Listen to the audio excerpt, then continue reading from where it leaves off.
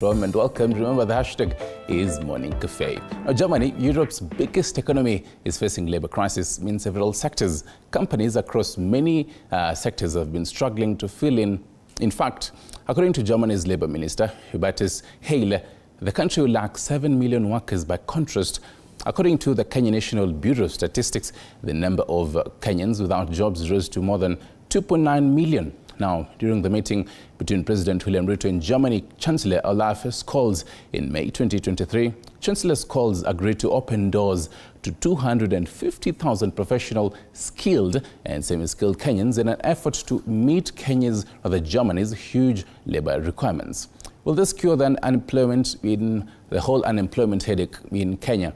We'll be having this discussion with Professor Dr. Christian Lebrenz, who's a Vice Dean for Teaching, University of Applied Sciences in Germany, on my immediate left, and Caroline, who is the CEO and co-founder of G Career Hub. AG Career Hub. Pardon? AG Career Hub. AG, okay. AG Career Hub, and also Aisha Musa and Ian Kiprono Kurgat. Ian and Aisha Musa, karibuni sana. Asante. How do you say that in Germany? Karibuni sana. Willkommen. I didn't get that. I think it reached somewhere here. Yeah, okay. I'll try it slow. Okay. Willkommen. Willkommen. Very good. Okay. Here you say karibuni sana. And I'll start with you actually, Prof. Okay. How many years have you been in Kenya so far? How many years? Yeah. It's 2 weeks now. 2 weeks now. I was here last year for a week, and this is the end of my second week. Does it feel like years? What's your experience so far in Kenya? It's exciting. It's really exciting because we have in Europe and in Germany, we've got this perception, what do we know about Kenya? You either have the tourist perspective, where you go to the beach in Mombasa on the coast, or you go to the safari in Masai Mara, and then you see the pictures of droughts, of famine, and that's all that most people know, and I didn't know that much more. Uh-huh. And then coming to Kenya, seeing it is a vibrant country, it's a very young country, people here are energetic, and it is a country full of potential. And of course, this country has its issue, like every country has, but I think it is a very good partner for us, for Germany, to help us deal with our labor shortage, and at the same time providing people in Kenya the perspective of being able to get a professional perspective. And we'll get to that. I mean, I'm looking at the numbers here. Labor Minister Hubertus, but help me pronounce that. Hubertus Heil, is it? Weil. Weil. Weil. Weil. Yeah. Okay. So he says Germany will lack 7 million workers by 2035. Yes. That's in Germany, the population growth has been negative basically for the last 50 years. Okay. And people have small families, 1, maybe 2 children at the most. And this has been going on for the second generation now. And the last time we had what we call the baby boomer generation, that was basically my age group. Mm-hmm. And we are heading towards retirement in the next 10 years. So within 10 years' time, there is going to be a huge number of people missing. Carol, let me ask you the same question I had asked Prof. I mean, I was asking, how is Kenya? Now, how is Germany? I believe you've been there for years. How's Germany? It's an interesting country, but I think one of the things that that people should bring along is the language, because if you go to any country and you speak the language, then it's easier to navigate through the system. It's a very small, very organized country, but a bit conservative, so you can come there and you feel a bit lost. A lot of innovations, very advanced country, and the Germans are very straightforward people. They like structures. They like seeing things that are working. Mm-hmm. They like facts. They like seeing facts. Don't just say I'm doing it tomorrow. They want to see what have you done. So it's a very let me say it's a country with many opportunities, but you need to come there prepared to know how to fit into the systems. Right. Yes. And speak of preparedness, Aisha here and Ian really prepared. I think the only words that I know in German is Guten Morgen, and maybe others. There's a time I was told I love you, I've forgotten completely what that is in German. Ian, who is Ian, by the way? And why Germany? You can tell us the whole process of it, and when are you heading there? So I started learning German in high school. It was Which high school? Mother of Apostles Seminary. Mother Mother of Apostles Seminary. Sorry? Mother of Apostles Seminary. Oh, okay. It's in Eldoret. Okay. So you start learning German in Form 1, and then Form 3 you have to choose between business, agriculture. Mm-hmm. So I chose German because I found German interesting, and there was a World Cup coming up. So I was a German fan, which we actually won in 2014. So after high school, I got interested in German. So we went to Goethe Institute. It's in Nairobi. That's where you have to learn German. So I went there, and then I studied German for a year. I got my B2, and then I went to university. When I was done, it didn't feel right. I did mathematics and economics, but it didn't feel right. I wanted to do something that gives back. Only more maths. Only more. Yeah, so that's when I heard about the program from Caroline and LeBrance. That's when I got into the program. We have been learning a bit of nursing and German interculture, okay. how we'll integrate, and we're supposed to leave in starting from October. That's when we're supposed to go to Germany. Right. Yeah. And I'm curious, there's the whole proficiency, how you talk, maybe in Goethe Institute, maybe even in the people that you interact with in German. But then now when you go there, it's a kind of for example, it's like Prof learning Swahili in Germany. But then when he comes to Kenya, he's like, no, this is not the Swahili land. Aisha, are you worried about that? No. You can also introduce yourself fully. My name is Aisha, of course. I started learning German during COVID because I was bored. There's a pandemic. We're all in the house. So I was You're like, I'm learning German. yeah, so I should pick up a new skill. What should I do? Because I'm bored in the house. I was like, okay, let me learn German. Then I started learning German for a year. Then I did the Goethe exam, the B2 exam, and I passed. And I was like, okay, so I can really speak this language. And then shortly afterwards, I heard about the program. And then I was like, so with this language, I can do something with it because I've always wanted to do the nursing thing. So yeah, and that's how I joined the program.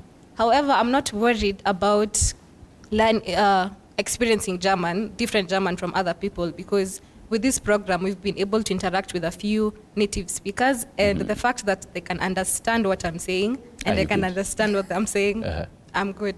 No pressure. I'm all right. And speaking of even the place that you learned all that, Wangi, talk to us about the whole AG Career Hub. Okay, let me briefly take you through what triggered us to start this. So I went to Germany through the au pair program, and I couldn't speak German when I went there. And I saw how lost I was because I could not communicate with the people. I could communicate with the children because they spoke English, but with the community, I could not communicate. And then eventually I learned the language and came back to Kenya, and then after some time I went back to Germany. And when I was studying, I always loved helping people to find like that easier stepping stone when they come to Germany. So I helped a lot of international students, taking them to doing simple things like to the supermarkets, to the bank, to the visa offices, etc., or basically helping them to fit into the system. And then realized there was nothing for African students. So that's how the AG Career Hub was founded. It's actually supposed to be African Germany Career and Business Network. And so we started by creating that space for Africans who are coming to study. So we started interviewing different Kenyans who have done different things. They came either maybe through studies or through exchange programs. Some even relocated back home, because we were also very happy to see when people travel abroad, they study abroad, and they go back home. So then along the way, we discovered, oh, well, this is actually a nice space. We decided now to create the academic home. We say it's an academic home for Kenyans abroad. So when you come there, you find uncles and aunties waiting for you. At least they can work with you through the academic journey to help you to fit into the system, because it's a system where it's not like here, you come there, you're a bit lost. So if you have someone to hold your hand right at the beginning, it makes a lot of sense. And I'm a great networker. I just don't believe in doing things by myself. Right. And something also that that we've also managed to do is the linkage. We say Kenyans in the diaspora should be the linkage between Germany and Kenya, because we understand both cultures. And that's why now this program came about. Like we said, hey, what can we take back home? We always look back and say, what can we do back home? And we understand the Kenyan mentality and the German mentality. You mentioned, the number of students. Now I'm curious, since its inception in 2018, how many students have benefited from this program? Do you have numbers? No, we don't have numbers per se, but we if you just like, for example, Google, we are really, the ranking is quite good, and we have many mentors within the platform. So like currently we have about 200 people who are ready to say, hey, I'm going to take care of Ian and Aisha when they come to Germany. We have people in IT who are like, hey, I'm going to help young IT people who would like to grow their career. We have lawyers, we have doctors, we have people who have established their own businesses. So it's not about numbers, but the networks that we've managed to establish. All right. Yes. Prof, I want to talk about one issue that when you mention in Kenya, it always brings about very mixed reactions, visa. Yes. The whole visa requirements. Now, I believe Kenya is not part of the EU and also the EEA. So, we'd really have to apply for the whole visa, visa. What are the requirements in your knowledge, and how much of a headache are they really? And why should they even be a headache? That's a very good question, and it's a very tough question. Germans like structures, Germans like bureaucracy, and Germans like too much bureaucracy. So we are dealing with a situation where there's no simple answer to your question, because it depends on the purpose that you're going to Germany. Are you going for an apprenticeship? Are you going for an au pair? Are you going for an internship? Are you a qualified professional? And depending on that purpose, you will get different visas. Right. And the visa is one of the bottlenecks that we are encountering in many countries that are outside of the EU, but also in Kenya. And I know that now that Kenya has moved into the focus of Germany in terms of accessing human capital from outside the EU, I know that German also the authorities are working on improving the workflow of the visa, because it is a headache, Right. and this is a hassle, unfortunately. Let me tell you another headache that personally I'm still trying to comprehend. Right now we live in a technological world where if I'm having a meeting with non-Swahili speakers or non-English speakers, they don't speak English or Swahili, they can wear headsets and it can translate. Why would I really need to learn Germany if I'm going to study there? Why is it a whole solid requirement here in Kenya that before you actually board that plane, you really have to have the whole Guten Morgens and all that sharp here? Why is it?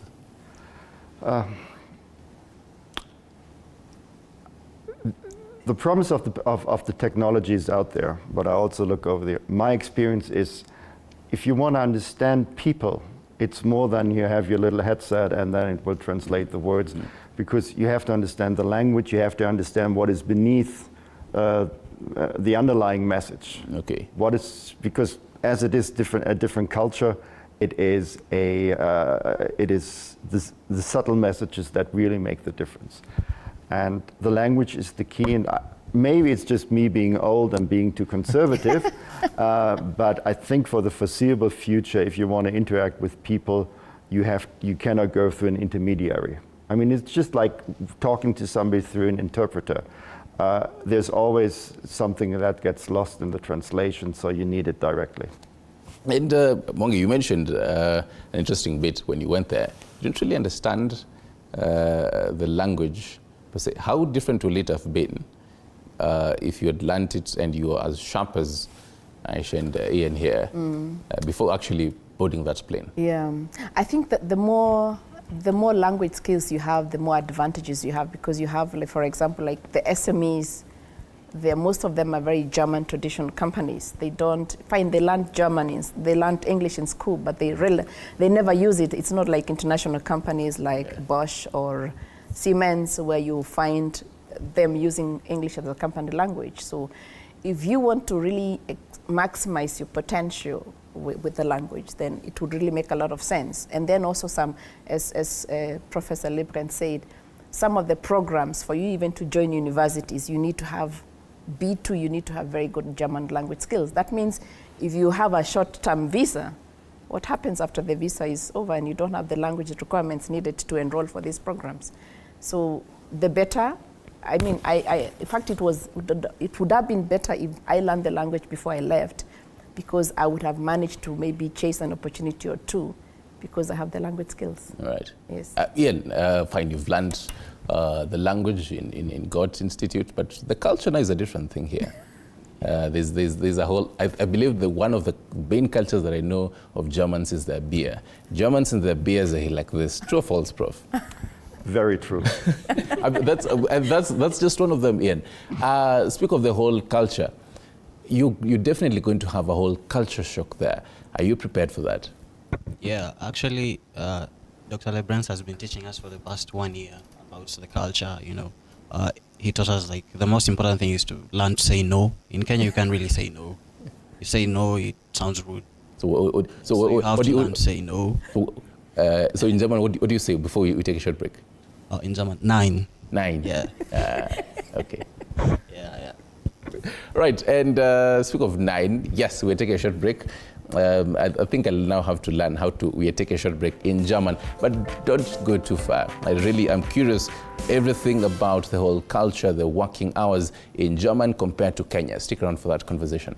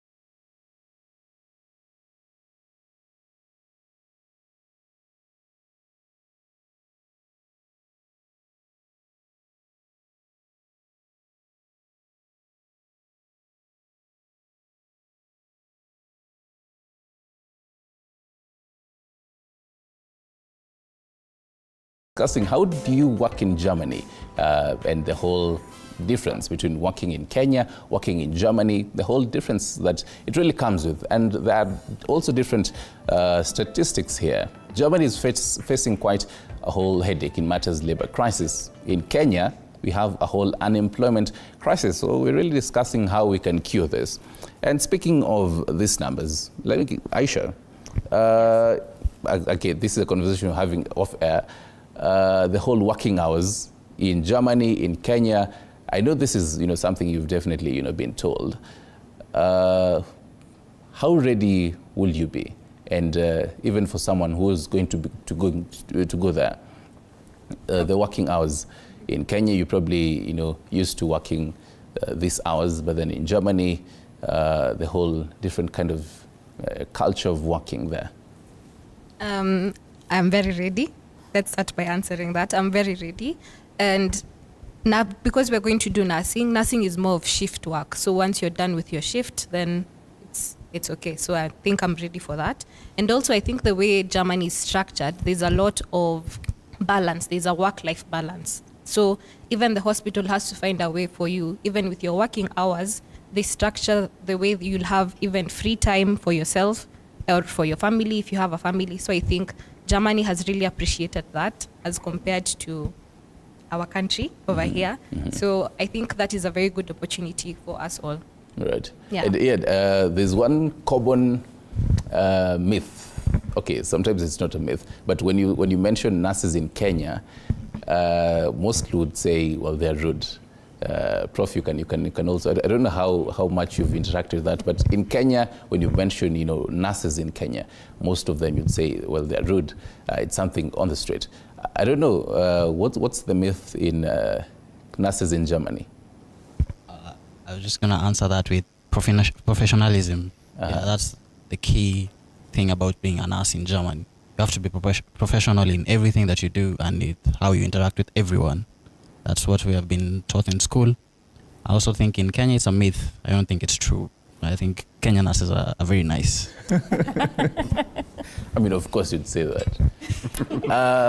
Okay, Caro, okay, Prof. Maybe I would like to add one thing to that. It's also important to keep in mind that in Germany, the role of the nurse is quite different. Oh, okay. In Germany, like in Kenya, if you want to become a qualified nurse, you have to go to university. In Germany, you do this 3-year apprenticeship where you work part-time in the hospital, in the shift, get the practical experience, and then part-time you go to a training school. So it is not as theoretical, it's very hands-on, and it is also very hands-on in the terms of the work you're doing. A big part of the job of a nurse in Germany is really taking personally care of the patient. You have to feed them sometimes, you have to wash them, you have to help them change their clothing. So these things that in Kenya, as far as I was told, mostly the family and the relatives will do, this is part of a nurse's job. So you must be much more inclined to be a caregiver, to really like to work with people in order to do a good job as a nurse in Germany. Right.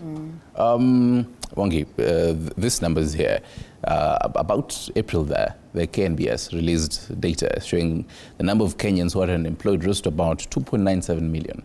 This is quite a staggering number. I mean, over years, we've had a whole headache of unemployment. But then I'd ask you, you've interacted with Kenya, you've also interacted with Germany, you have a vantage point of basing the two of them, these two countries, and seeing, well, this is what Germany is doing, this is what Kenya is doing. How did we reach to this level as a country? I think that the challenge that we are a consumer society. We don't create jobs. So you find even most of the jobs that most graduates have are mostly in the service industry. So whereas a country like Germany is an industrious country where you find the service industry comes as a secondary item. They're more into, hey, how can we make our own toothpaste? Can we make our own cheese? Like if you go to a creamery, you find they have 15 products of milk. You see the way they do with potatoes. We are used to seeing potatoes here. You just mash potatoes and that's it. You walk into the supermarket, you find so many products just because based on the potato. Yeah, there's potato flour, there's potato balls, there's potato, pancakes. There are so many things. So I think we need to focus more into getting off from the service industry into the production, reduce imports and see what can we manufacture locally, even support local manufacturing so that at least we can create jobs for the young people and even build that mindset. I was telling someone we grew up going to a shopping, to a kiosk to buy things, Most of us grew up going to a kiosk, go bring me toothpaste, and we never bothered to find out how do we make this toothpaste. Whereas, and I see our daughters interacting with us, asking us, "Mommy, how is this made?" Because that's what they're taught. So they grow up thinking, how do I make this? And I think this also maybe something you can push into the schools to bring these innovations as early as possible. Right. Not always to buy a finished product, Yeah. but to see how to add value to the product. Yeah. And you speak of there's on one hand the job market and now what is in our education system. Right now even we do have the whole CBC, trying to cure all this and even showing a child this is how you can make a cup from scratch. Mm-hmm. I believe when I was studying you were really taught you cram this, you pass exam. Ian, and I believe we've been in the same education system. When you take a look at, let me start with you, Ian. When you take a look at what you're learning in school and what you're going to find in the job market, the international job market actually, how different are they? Are we in the right direction as a country in matters our education system? I think our education system is more on the cramming and passing your exams. You just get the basics and then you pass your exams. So when you go to an international market, you're usually not really prepared. So I think that's why they introduced the CBC. I haven't really gotten into it, so I don't know. I think they're more practical than theory. Yeah, I think Kenya mostly is really theory. Mm-hmm. So you have to be prepared to start learning practicals again. So I think that's the difference. Aisha, I believe when you're studying for your nursing exams, you're cramming.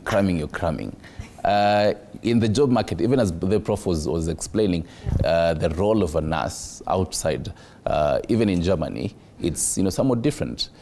Are you taught in school, the education system? Are you taught some of these things that okay, fine, you may not get a job in Kenya. For example, you get a job in another country out there. This is how you'd be as a nurse out there. Are you taught some of these things? Not really, because as Ian said, in Kenya we are basically most of on theory. It's theory, results. But the thing I like about Germany, it has a practical-based approach, as Professor Lebrenz has said. You work at the hospital for some time and you go to the school for some time, straight from the first year. So you know what is expected of you by the time you're graduating. By the time you're done with your 3-year apprenticeship, then you're good to go. But what I've seen in most Kenyan schools, you will have maybe 3 or 4 years of your degree. You're mostly in class, and then you do like a 3-month internship, and then you're expected to be ready for the job market, which doesn't make sense because by the time you're getting your entry-level job, you're not very experienced as the way you will be doing in the apprenticeship. So I feel like even diplomas or apprenticeship programs here in Kenya should be a lot of practical-based, even degrees. People should be doing a lot of practice in school so that by the time they're ready for the job market, they're good to go. They're good to go. Yeah. Okay. And let me just briefly add a comment on the skill. Yeah. I think most of us are products of 844 system. Yeah. And I don't want to say that we really failed. I mean, we really tried. Most of us managed to achieve 1 or 2 things. But I think acquiring a skill is the key thing, because if you go to Germany, you find they're very keen on their skills. Like when they see your CV, they want to see, so what can you do? Not what have you done on paper? So I think as much as we are also, maybe a message to the parents out there, help your children to acquire that skill, because that's what you need. And I was talking to another lady who said, well, I did marketing, but I'm not getting any job. So she switched to tailoring. Now she's making clothes and she has business. She has a skill.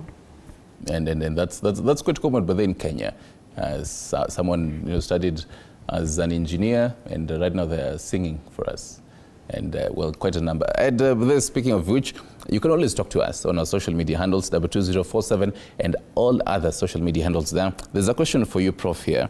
How has the German job market evolved for graduates over the past decade? There's of viewers asking that, how has the German job market evolved for graduates over the past decade? I don't have figures that are separate for the graduates, Okay. but last time I checked, I think it was for June, there were 1.5 million job openings in the German market.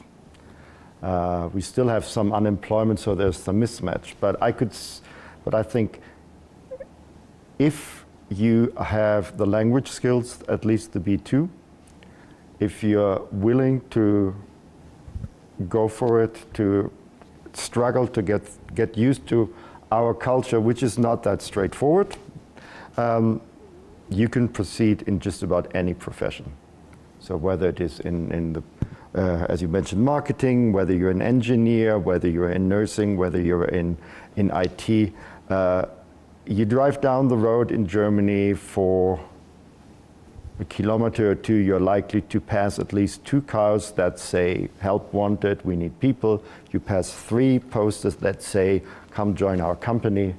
And so as long as you speak the language, as long as you're trying to fit in, Germany is yours. Okay. Mongi, we did see the president in Germany. In April. He also had a visit in around the end of March, and also the German chancellor came to the country around May. How significant is that for us as a country even? I mean, you did hear the president say in March now that Kenya has one of the finest, human capital, and even loading the whole move for exporting our human capital. First of all, do you agree with the way we as Kenya, we have one of the finest human capital? Of course I do. I'm proud about that. And of course, that shows that Germany has recognized Kenya, the potential in Kenya. But we shouldn't see it as we have to run to Germany because they say there are jobs there. We also have to be proud and see, we don't want to remove the best out of the country and leave the country with nothing. Yeah. So I think it's significant to see they're really willing to collaborate and to work with us. But I think the most important thing is to know what is expected of us when we say they need people to work in Germany. Yeah, we interact with a lot of people because we coach international students who would like to come and work in Germany or would like to come and study in Germany. And we know a bit of a background, when you finish high school in Germany, there are no gaps. Here you finish, you're wondering what to do, you go and stay with your auntie, do driving, do computer lessons. Whereas in Germany, you finish high school, you go maybe volunteer for 1 year, and then you either do a vocational training or you go and study. So they acquire skills, very early. And these are the people you're going to compete with when you come. So those 250 jobs, they need skills. So I think as Professor Lebren said, the language is important, but I always tell people one thing: Google, check which positions companies have they advertised online. Do I have the skills that they're looking for? If, for example, maybe it's a data analysis job, do I meet all those? Do I have SPSS tools? Do I have data analysis tools? Do I have this? Before even thinking of boarding the plane and running to Germany, do your assignment and check. So as much as there's a lot of PR happening, Vitokwa ground, as Kenyans say, is different. Yeah? And so try to do your homework and see, so which jobs are there?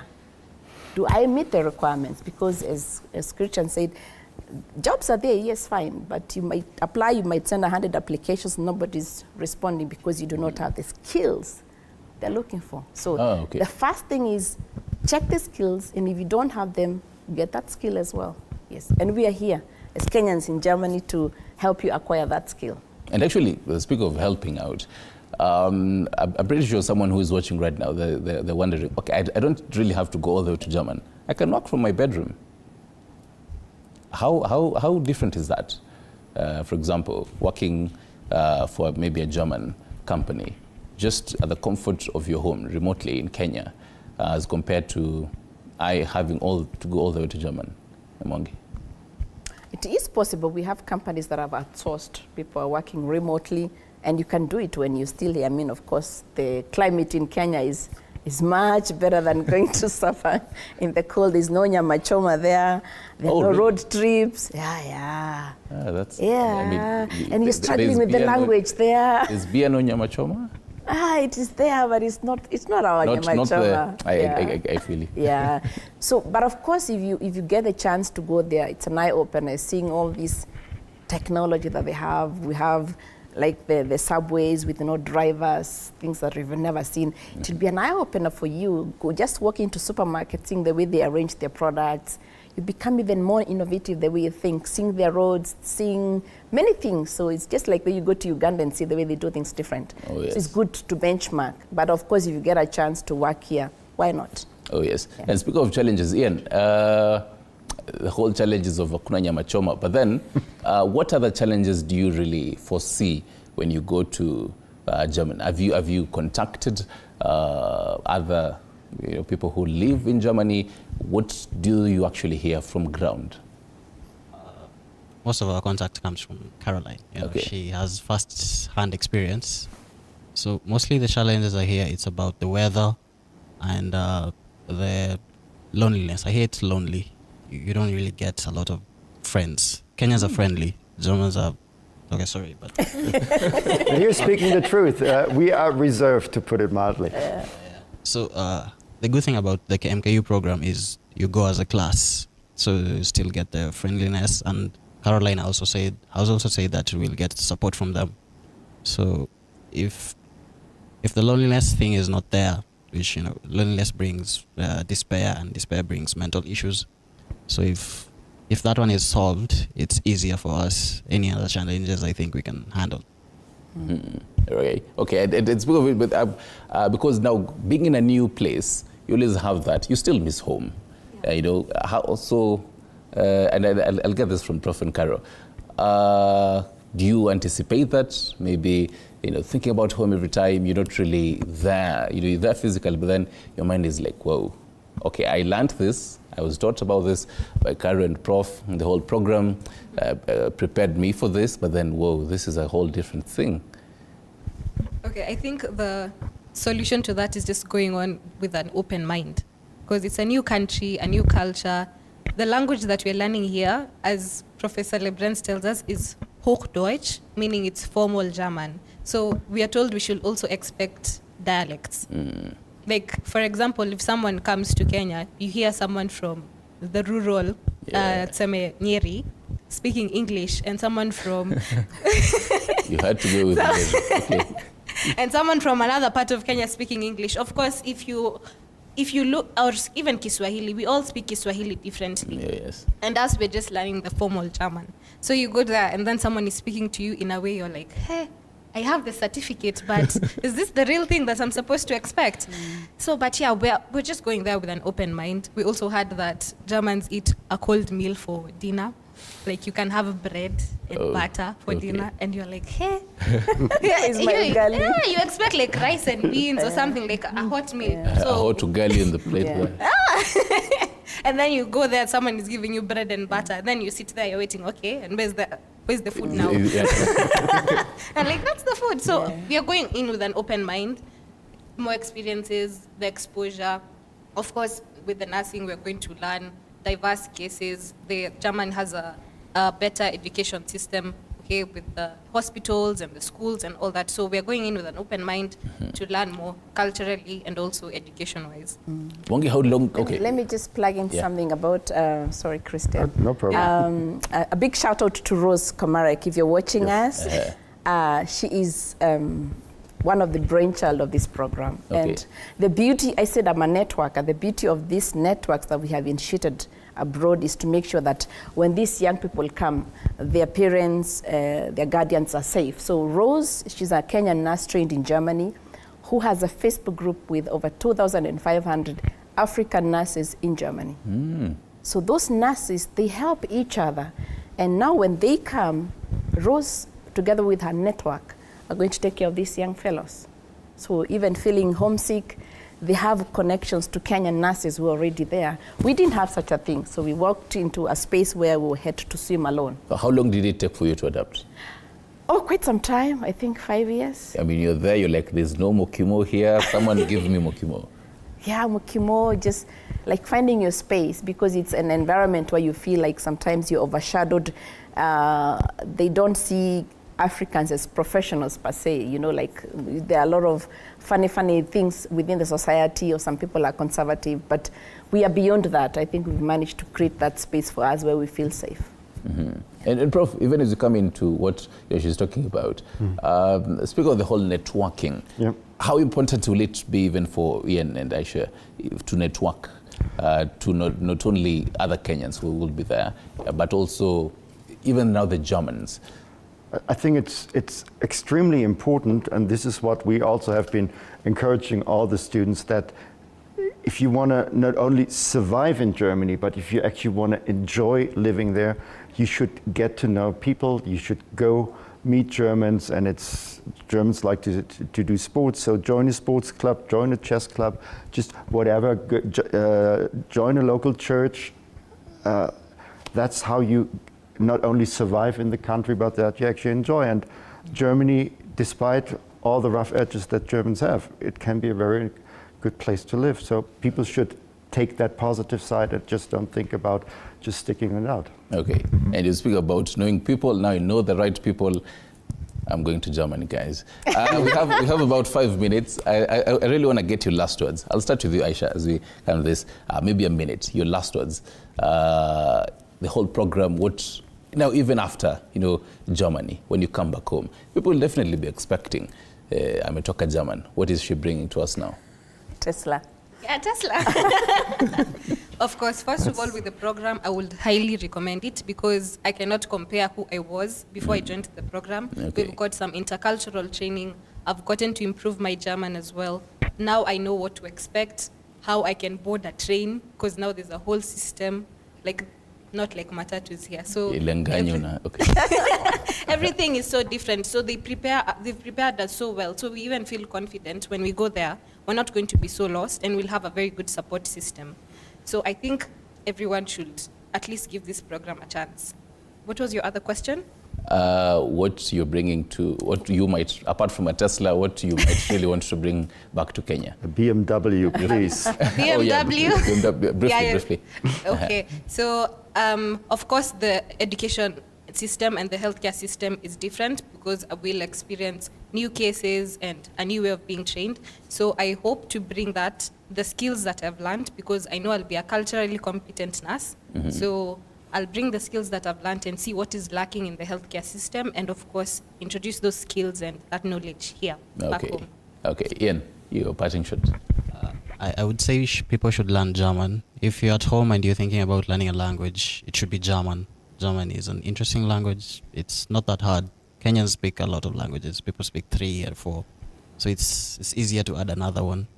Yeah, and I think German should be what people should learn if you're at home. Yeah. I feel like you're talking to me directly. Like, German is not that hard, Carol. Yeah. My parting shot is come with an open mind, and don't forget to give back to the society, because we came here, we came from this country. We should also look back and see what can we do back home, and which more initiatives. And when we join such programs, leave a legacy so that at least we can pass this on to generations to come. Prof? My parting shot would be, all of this program would not have been possible without the Africans, the Kenyans in Germany and their networks. And we need people like this, and in order to make something like this possible. And I think we have a program that is really going to help both Kenyans and Germany, and so I'm very optimistic about it. All right. How do you say asante, or rather asante? Danke. Thank you. Danke. Danke. Oh, vielen Dank. Asante sana. I'm going with the previous one. Danke. All right, danke or asanteni sana, and thank